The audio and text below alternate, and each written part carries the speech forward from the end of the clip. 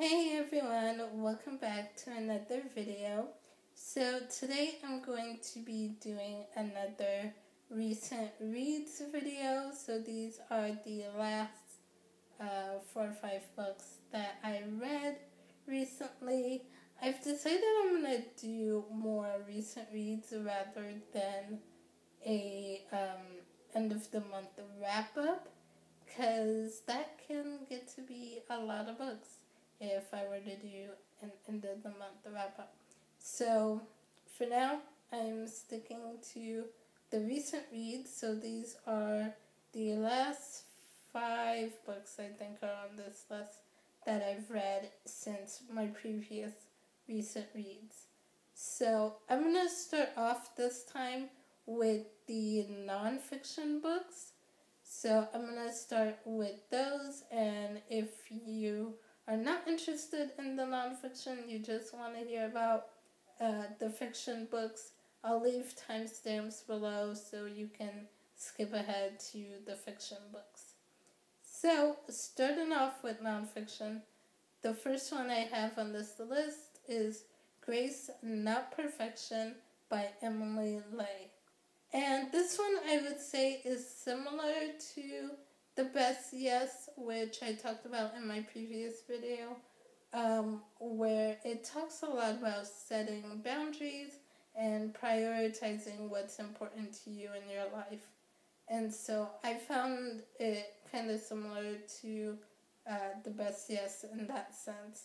It also talks about stop comparing ourselves to others, quitting this whole comparison game, and giving yourself just grace to be you and grace to not have everything perfectly done or not have to have everything like everyone else that you see. One of the things that I've heard about this book from reviews from others is that it can be hard to relate to, and it kind of speaks to a specific demographic of women. And that may be true, but I didn't go into this book thinking that I was going to relate to the author. I went in more as I wanted to know more about her story and how, what she learned about Grace through her personal journey. So that's the mindset I had going into it. So I really didn't have any issues with this book. I know some people don't quite like it because they can't relate as much, but that's the mindset I went into it. And I enjoyed it. I gave it 4 out of 5 stars. So the next book that I read was Believe Bigger, Discover the Path to Your Life Purpose by Marshawn Evan Daniels. And this one I loved. It was a reread for me. I read it last year. Or actually, I listened to the audio. For both of these nonfiction books, I listened to the audio. And for Believe Bigger, I listened to the audio for the first time last year, and I loved it and wanted to reread it. So I listened to the audio again this year. But again, it reminded me just how much I need the actual physical book, because there's so much in this book. There's so much wisdom shared in here, and there's so many parts where I just really want to highlight and underline and go over more in depth. And so I really thought this was a great book. This is a Christian nonfiction book, and it's all about how to find your life's purpose. So I really enjoyed this. I love it. I really need to get the physical book, because there's just so much great things in here and so much wisdom in here. I would highly, highly recommend it to anyone and everyone, pretty much. So now I'm going to get into the fiction books for this section. So the first one I'm going to start off with is Mistborn by Brandon Sanderson. I finally finished this book. Yay. So this book I have a lot of mixed feelings about, and I didn't quite love it as much as everyone else seems to. Now, that's probably a really unpopular opinion, because everyone and their mother seems to love Mistborn, and I'm just like, yeah, I enjoyed it, but not in love with this book, not in love with the series, not yet. So I gave this a 3.5 out of 5 stars. I kept going back and forth between 3.5 or 4 stars. But the more I thought about it, the more I was like, it's more like a 3.5. So I'm gonna just get into the things that I like and what I didn't like, and then my overall thoughts with this one. So I'll start off by saying I loved Vin's character. So my favorite characters were Vin and Sazed. And I love Vin's character, which I know a lot of people don't seem to like her character, and don't think she's very well written, but I really liked her character, and I related to her a lot. I know a lot of people love Kelsier. They love his character way more, and they're all about Kelsier. Kelsier to me was okay. I didn't love him, but I didn't hate him. He was just kind of okay. Also, I love the ending, of course, for this book. I know a lot of people have said, the first half can be kind of slow. It kind of drags on in some parts, but if you push through, the ending is well worth it. And I did really enjoy the end. The end was amazing. Those last few chapters, I was just like, what is going on? This is so good. So I did really enjoy the ending, and I enjoyed all the twists and turns and the reveals that happened. I also liked that Brandon Sanderson was not afraid to kill off characters in this first book. I wasn't expecting anyone to die, honestly, in this one, because I know it's a trilogy, and I was like, well, maybe someone will die in like the second book or the third book, but really no major deaths are gonna happen probably till the third book, because that will probably be when all the big battle stuff happens. And I was so wrong. We do have some character deaths in here where I was just like, okay, I wasn't expecting it, but okay. First book, we're killing people off. I actually kind of like that. I'm weird that way, but yeah, I did like that. Another thing I really liked is the magic system. I know a lot of people say they love the magic system in here, and I agree it's very unique and original. Like, I've never seen a magic system like this in a book before. So I did enjoy that aspect of it as well. And the last thing on my pros list is that I feel like the story wraps up well enough that it could be a standalone. I understand there are a couple loose ends at the end, but I feel like it wrapped up well enough that I could read this as a standalone and be totally fine with it as a standalone. So now for the things that I didn't like. So first off, a big obvious one is the pacing. I felt like it dragged a lot in the beginning, and the first half was so slow. I felt like this should have been cut down and been way shorter than it actually is, because that first half just dragged on more than it needed to.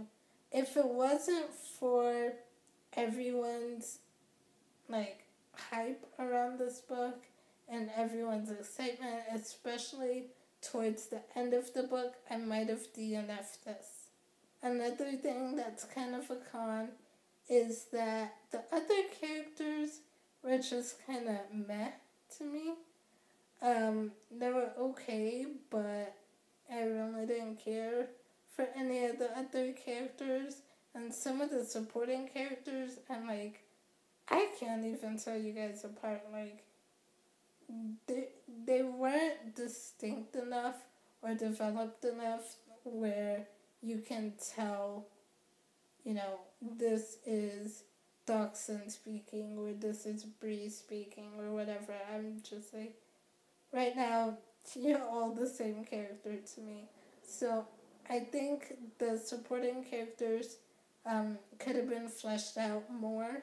So another thing is this had a lot of dialogue and very little exposition. So if you're the type that likes those flowery descriptions and wordy descriptions, it's pretty straightforward in this book, so don't expect that with this.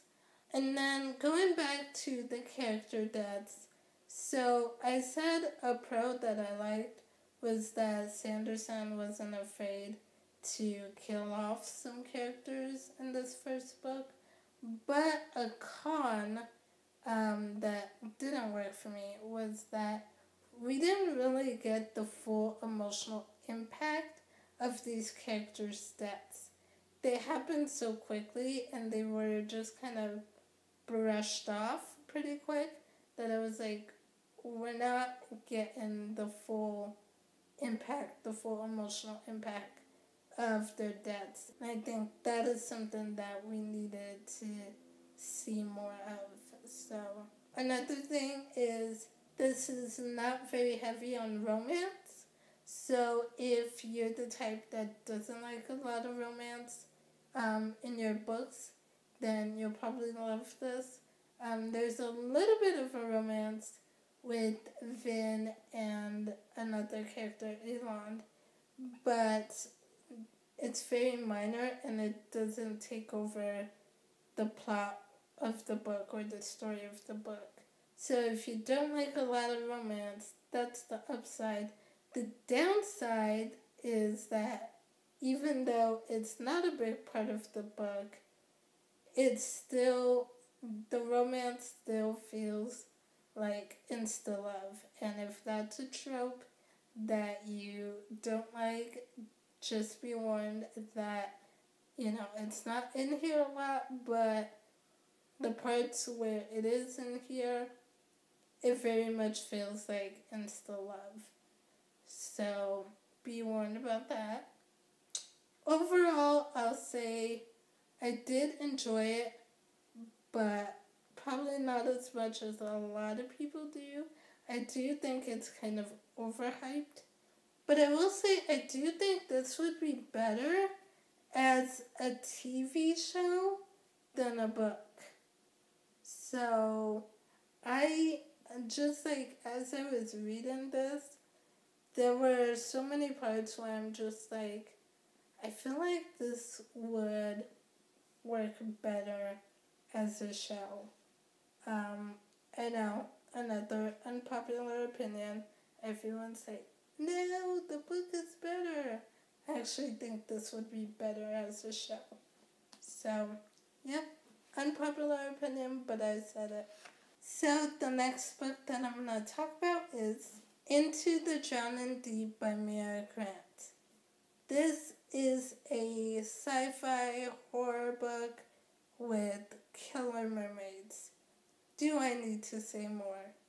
Like, just that I was hooked and wanted to pick this up. So, if you need to know more, I'm going to read you the synopsis real quick, because I kept trying to figure out in my head how to summarize this book, and I don't know, I'm having a hard time summarizing it in my head. It's not that hard of a book to summarize, but for some reason I can't find the words. So I'm just going to read you the synopsis. And it says, 7 years ago, the Arctic goddess set off on a voyage to the Marina Trench to film a mockumentary bringing to life sea creatures of legends. It was lost at sea with all hands. Some have called it a hoax, others have called it a tragedy. Now a new crew has been assembled, but this time they're not out to entertain. Some seek to validate their life's work, some seek the greatest hunt of all, some seek the truth. But for the ambitious young scientist Victoria Stewart, this is a voyage to uncover the fate of the sister she lost. Whatever the truth may be, it will only be found below the waves. The secrets of the deep come with a price. But like I said, sci-fi, horror, killer mermaids, if that's your thing, then you're gonna love this book. I gave this 4 out of 5 stars. I really enjoyed it. It's creepy. Some parts I'm just like, yeah, that's so creepy. But it reminded me as I was reading this of Deep Blue Sea. If anyone has seen or remember Deep Blue Sea, that's where, the scientists have this shark that they're experimenting on, and the shark gets loose and starts to hunt them all down and kill everyone on board the ship. So here we have scientists that are trying to discover mermaids. They're trying to capture the mermaids and not necessarily do experiments, but just like study them and find out more about them. But of course you got these killer mermaids that come on board trying to kill everyone on the ship. So it reminded me of Deep Blue Sea in that sense. And I really loved this. I will say the one kind of downside was that I think it was like almost 150 pages in before we actually see a scene with a mermaid. And I wanted more of that. I wanted more scenes with the mermaid. I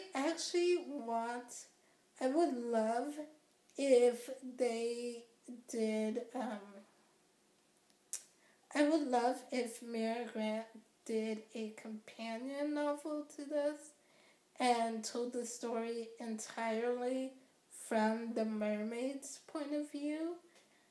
I think that would be just so awesome, just seeing like what these creatures are thinking and how they perceive the situation, and I would just love a companion novel like that. Probably will never get it, but that's what I want. I also want to see this in a movie. Like, I think this would be a freaking awesome horror movie. So, I really want to see them make this into a movie. Another thing is there's so much suspense and tension in this that it just kept me turning the pages and wanting to find out more and what's going to happen next. Like, I loved it. There is a little bit of romance in this book. A little bit of girl-on-girl romance. But it's not too much in this book, which I like, because in books like this, where, you have a situation like this and stakes are high, that is not the time to be focused on a freaking romance or relationship. And I hate it when books, I feel like this is more, YA books are more guilty of this than any others. But I feel like a lot of times, in YA books, like, the stakes should be high, but because there's so much romance going on, it kind of downplays it, and it doesn't feel like as high of a stakes. Where this one, it's like, there's a little bit of romance, but for the most part, people are just trying to stay alive. Like, they're not thinking about making out so much. They're trying to figure out, how the hell do I stay alive and get back home in one piece? I also think this would be a great book to read for, like, book clubs or, like, for having class discussions or book club discussions. I think this is a great one because there's a lot of great themes and messages in here. You can really go into like environmentalism and like what it means to really be human, our entertainment industry, all that. I feel like this would lead to a lot of really great discussions. The last thing I'll say about this is that it is a horror book, so trigger warnings, there's going to be violence, there's going to be blood and gore, and some swearing in here as well. So just be aware of that. And the last book that I finished recently was Empire of Storms by Sarah J. Maas. And this is a reread for me, and it just reminds me why I love this book, why I love this series. Of course, 5 out of 5 stars. And I'm so glad I decided to reread the series before I continued with Kingdom of Ash, because there are some big things that I had completely forgot about. And so as I was rereading this and I finished it, I was like, oh my gosh, yes. How did I forget about that? I totally forgot that happened. And it's like big things that you need to know because it's definitely going to affect what happens in the last book in Kingdom of Ash. And so I was like, I cannot believe I totally forgot that part. So I'm super excited for Kingdom of Ash. Now I'm even more like, I can't wait to get to it. But a part of me doesn't want to get to it. Like, I do, but I don't. Like, I want to read it and see how it all ends and how it goes down. But at the same time, I'm like, I'm kind of scared. Because I know a lot of people are going to die. And I know some of my favorite characters are going to die. And I'm just like, I'm not ready for this. Kind of procrastinating a little bit with picking up the last one.